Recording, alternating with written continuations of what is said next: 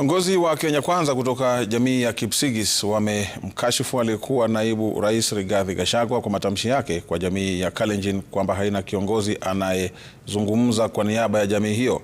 Viongozi hawa wakiongozwa na kiongozi wa wengi katika bunge la Seneti Aaron Cheruiyot wamesema kwamba matamshi ya Gachagua hayana msingi na kwamba yanataka tu kuleta ubabe wa kisiasa katika jamii hiyo. Unatuambia nimekuja kuwatetea siku ya leo.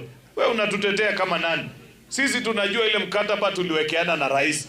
Tunajua ile vitu imefanyika. Tunajua ile bado haijafanyika. Tutazungumzia yote 2027 wakati wa kura umefika. Hapa katikati waja kutuletea fitina na story mingi. Na unatembea na watu ambao hata plan yao. Unajua shida iko hii Kenya. Wanafiki wamekuwa wengi sana.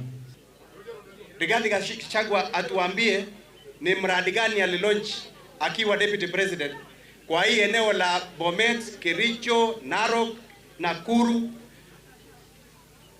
Eldoret na huko palipote ambao wakalenjin. Na leo anataka kupretend ya kuwa yeye ndio anakuja kutusimamia na anatutetea. So tunataka kuambia Rigathi aenda apumzike kama vile tulipumzisha yeye the other year 2025, aenda apumzike na ajue sisi tumejipanga na tutaendelea na William Samoei Ruto. Tuelekee kaunti namba